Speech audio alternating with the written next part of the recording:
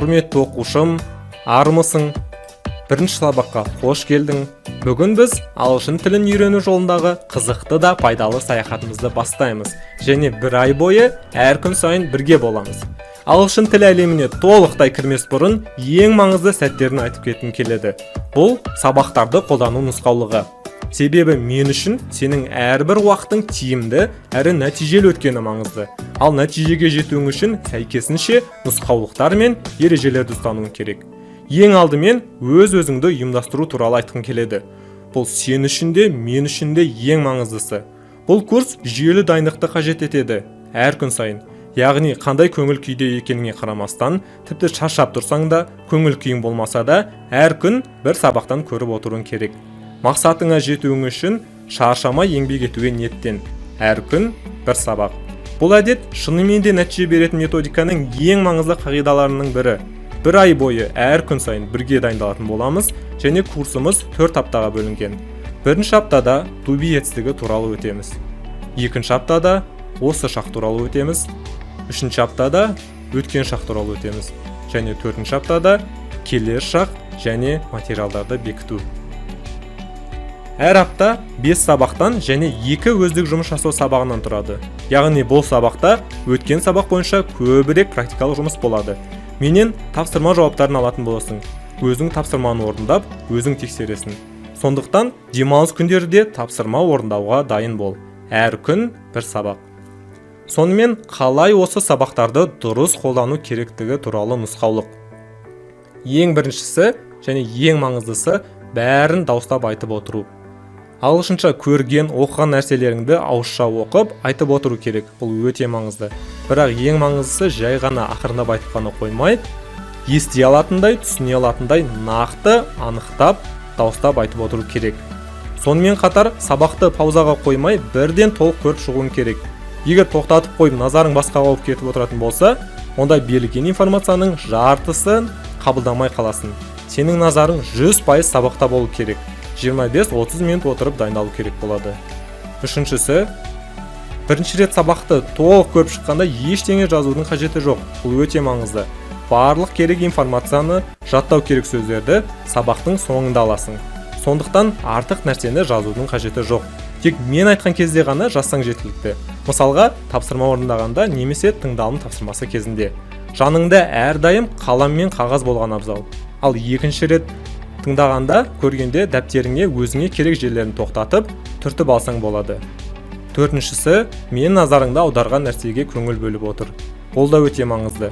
Егерде сабақта түсінбеген жерлерің болса, бірақ мен оны түсіндірмеген болсам, онда оған тұрып қалудың қажеті жоқ. Тоқтамай жалғастыра бер. Мен неге назар аудартып жатқаныма мұқият болып, соған еріп отыр. Бесіншісі, ештеңені талдаудың қажеті жоқ. Сен тек берілген информацияны аласың және тек қана саған жасау керек тапсырманы орындайсың. Бұрын не үйренгеніңді, қалай түсіндіргенін еске алудың, салыстырудың қажеті жоқ. Тек берілген информацияны ғана қабылда. Мен беремін, сен қабылдайсың. Алтыншысы және ең соңғысы, барлық керек білімді сабақтан аласың. Ешқандай кітап немесе анықтамалықтың қажеті жоқ. Егерде берілген тапсырма жеткіліксіз сияқты болса, интернетке кіріп қосымша материалдар іздеп, өзің ор қазудың қажеті жоқ. Сабақта берілген тапсырмалар сенің өзіндік жұмысың үшін жеткілікті. Курс барысында тек сөздік қолдансаң болады, егер сөздерді білмей жатсаң, немесе қалай оқуын білмей жатсаң. Міне, осындай қиын емес нұсқаулық. Ал енді бірінші сабағымызға кірсейік. Кеттік. Сонымен бірінші сабағымызды бастаймыз, және бірінші аптамызда тек қана to be етістігімен жұмыс жасайтын боламыз. Назарыңды to be етістігіне аударып отыр. Бірінші апта толықтай to be етістігі туралы өтеміз. Талдаймыз, жетілдіреміз және автоматты түрде қолдана алғанға дейін жаттығатын боламыз. Алдымен есімдіктерді бірге еске түсіріп алайық. Есімдіктерді білесің деп ойлаймын, сонда да еске түсіріп, тексеріп алайық. Қазір сен экраннан сөздерді көретін боласың. Осы есімдіктерді ағылшын тілінде айту керек болады. I,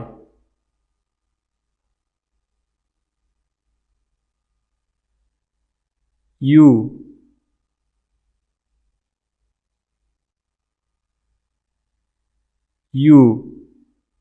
Ол деп олға қалай айтамыз? he қызға, she затқа, it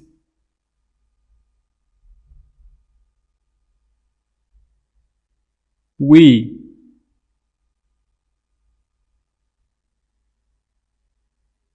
they. Енді тапсырманы кішкене күрделендірейік. Енді сөз тіркесін аударатын боласың.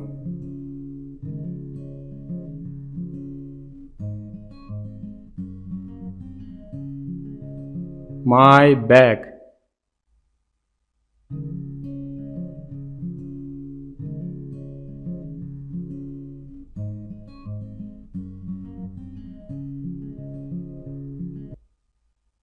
His jacket.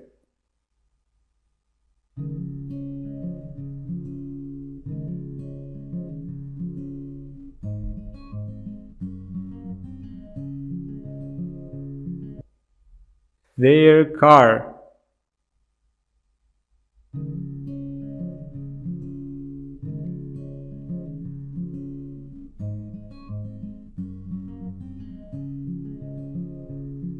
Her ring.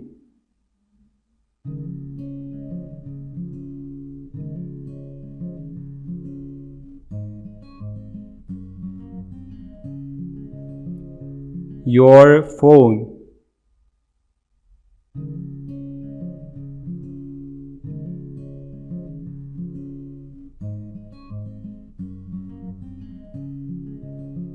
Your glasses.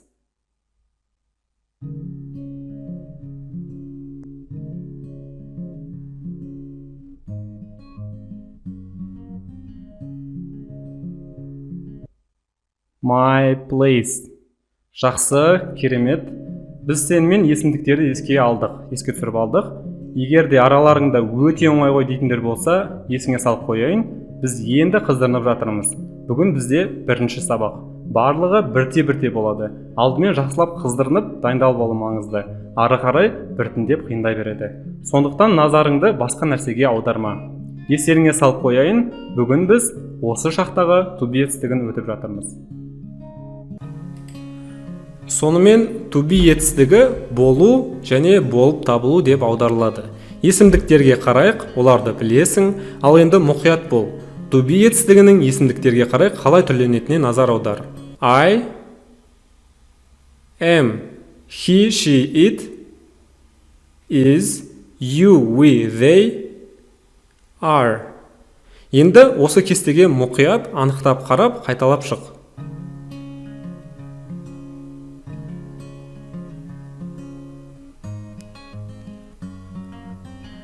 Ал енді сенімен to be етістігі осы шақта не үшін керек екенін еске түсірейік.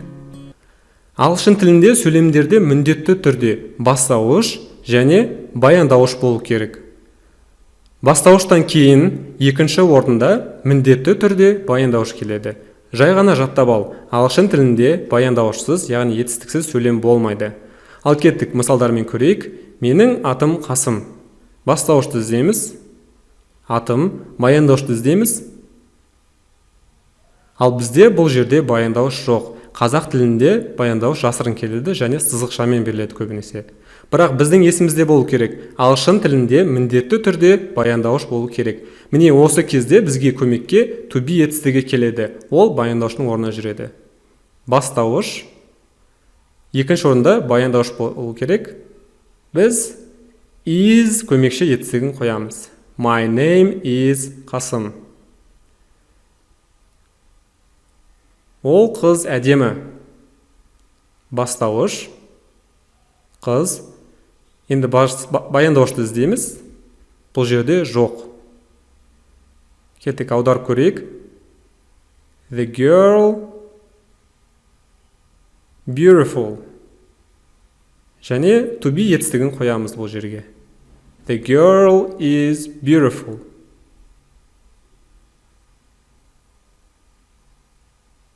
Ал енді жай сөйлемдерден бастайық. Енді өзің аудара бастайсың. Сонымен бірінші сөйлем.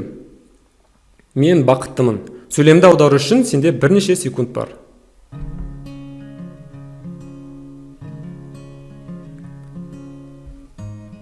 кестеден I, яғни мен есімдігін қараймыз, және to be етістігі қалай өзгеретініне қараймыз. Және орнына қоямыз.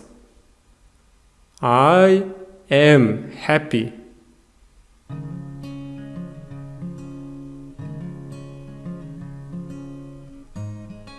Бұл менің сөмкем.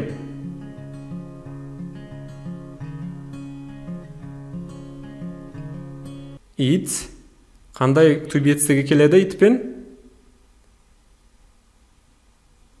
Is. It is my bag.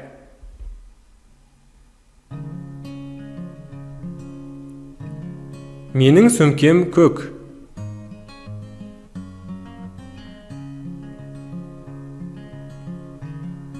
My bag is blue.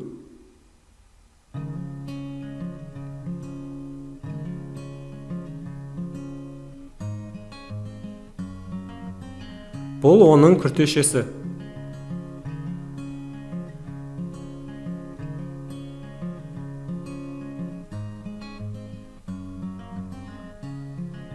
It is his jacket.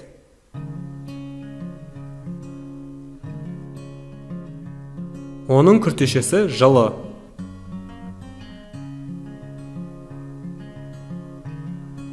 His jacket is warm.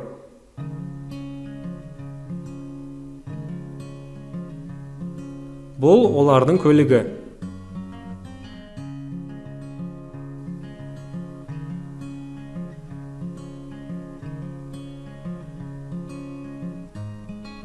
It is their car. Көлік жаңа.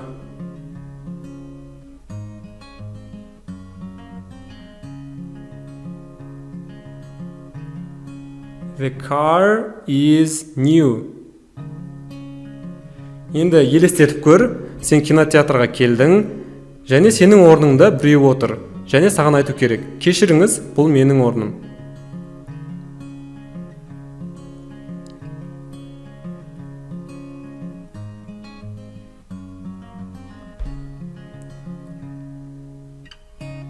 Excuse me, it is my place.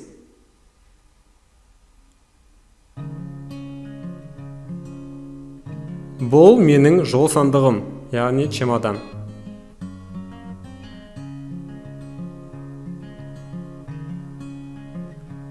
It is my suitcase.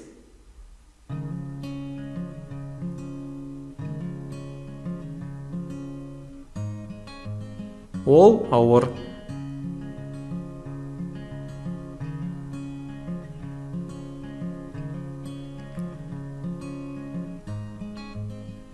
It is heavy. Heavy, ауыр. Олар Испаниядан.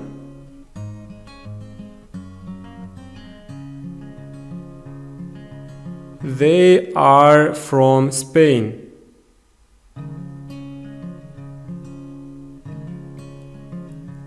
Менің қарным аш.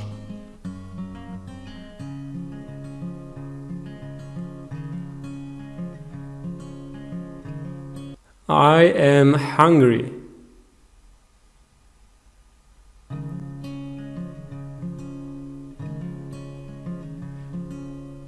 Мен осындамын, есікті аш.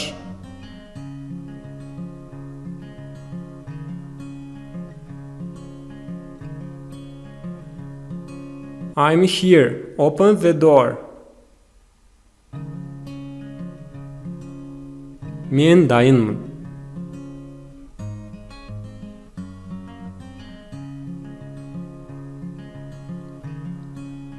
I am ready.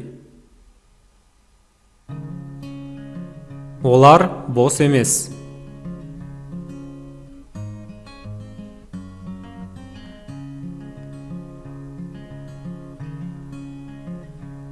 They are busy.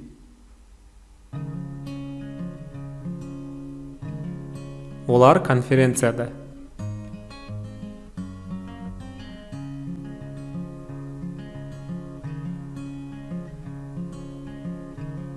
They are at the conference.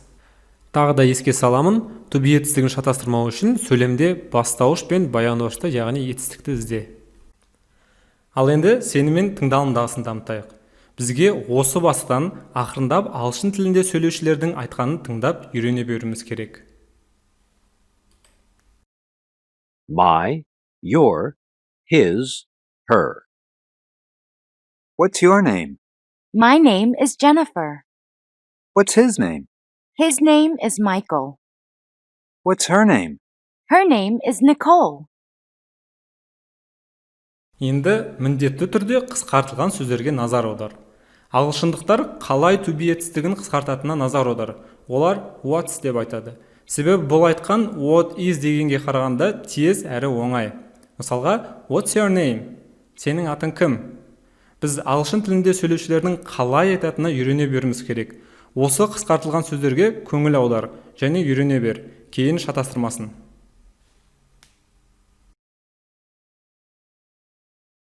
Your, his, her. What's your name? My name is Jennifer. What's his name? His name is Michael. What's her name? Her name is Nicole.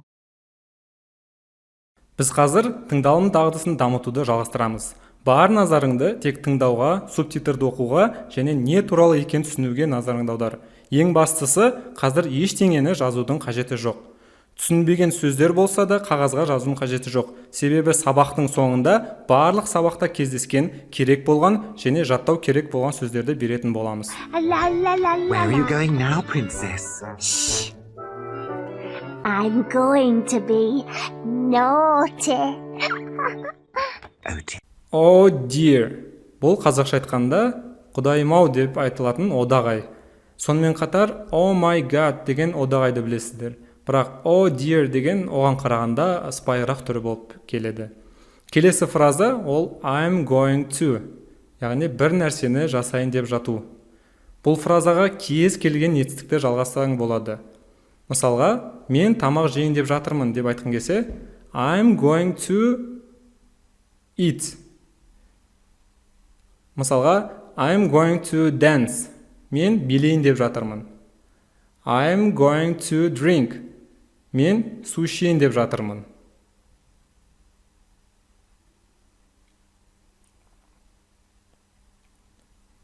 Тағы да бір сөз, ол naughty. Яғни аудармасы тіл алмайтын бұзық.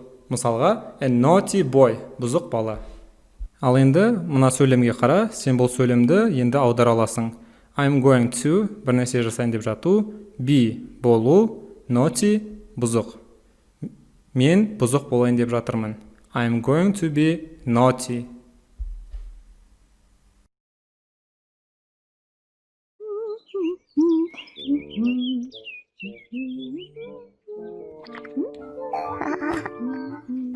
You're gonna slow up. What frog? Arr! Princess! I am a genius. Genius. Danışpan, geni. Genius. Genius. Arr! Oh, just there. Look at them all lined up in a row. Oh, I'm a pirate. oh dear. Енді басынан аяғына дейін мұқият тыңдап, to be етістігін тауып көр. Қай жерлерде кездеседі екен? La la la la la. Where are you going now, princess? Shh. I'm going to be naughty. Oh dear.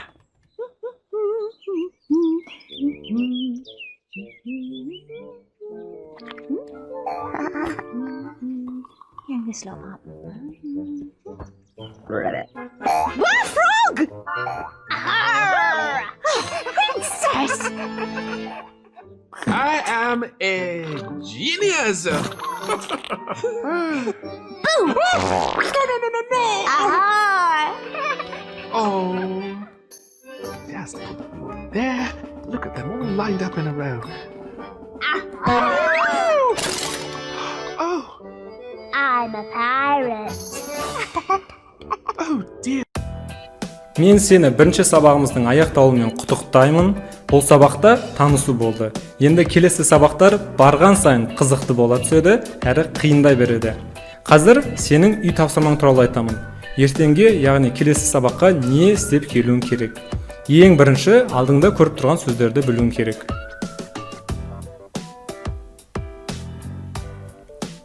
Келесі тапсырма ол айналаңа қарап заттарды атау керек. Яғни айналаңа қарап, мынау сияқты ағылшынша атау керек. Мысалы, үстел басында отырып қаламды көресің және оны ағылшынша айтасың.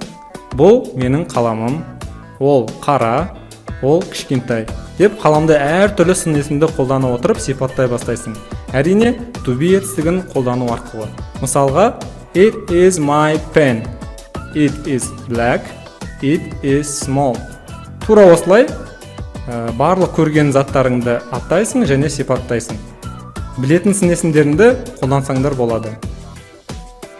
Тағы мысалға, бұл менің итім, ол күлкілі, ол сүйкімді. Бұл оның қуыршағы, ол әдемі, ол үлкен. Бұл біздің үйіміз, ол ыңғайлы, таза және жарық. Осылай көп сөйлем құрастырған сайын және көбірек сын есімдерді есіңе түсіріп қолданған сайын өзіңе жақсы. Келесі тапсырма аударуға. Саған 8 сөйлем берілген. Бірінші барлығын ауызша аударып шығасың. Ойыңа бірінші не келеді, солай аударасын. Көп ойланбай бірден аударуға тырысып көр. Ал екінші рет аударғанда грамматикалық тұрғыдан қалай аударған дұрыс екені туралы ойланасың. Және мына жерде жауабы. Сонымен қорытынды жасайық және келесі сабаққа не жасау керек екенін еске түсірейік. Біріншісі, берілген барлық сөздерді жаттау керек. Екіншісі, не көрсем, соны айтамын тапсырмасын істеу. Үшінші, сөйлемдерді аудару. Яғни ең бірінші, сөздерді жаттап алып, барлық сөйлемдерді аудару керек. Бірінші рет аударғанда көп ойланбай, бірден аударып көруге тырыс. Және бұны бүгін істеген абзал. Одан кейін екінші рет аударған кезде жазбаша аударасын, яғни грамматикасын түзетіп, ойланып, асықпай аударасын. Оны ертеңде істей берсең болады. Сабақтан кейін бірден не өткеніңді бекіту өте маңызды. Сондықтан қызылмен белгіленген тапсырмаларды сабақтан кейін бірден жасауға кеңес беремін. Тапсырмаларды қуана істейсің деп ойлаймын. Тапсырма көп емес, бірақ өте сапалы әрі пайдалы тапсырмалар. Ал мен сені ертеңгі екінші сабағымызда асыға күтемін. Сенімен бірге болған ағылшын тілінен мұғалімің Қасым Қанатбекұлы. Ертеңге дейін көріскенше.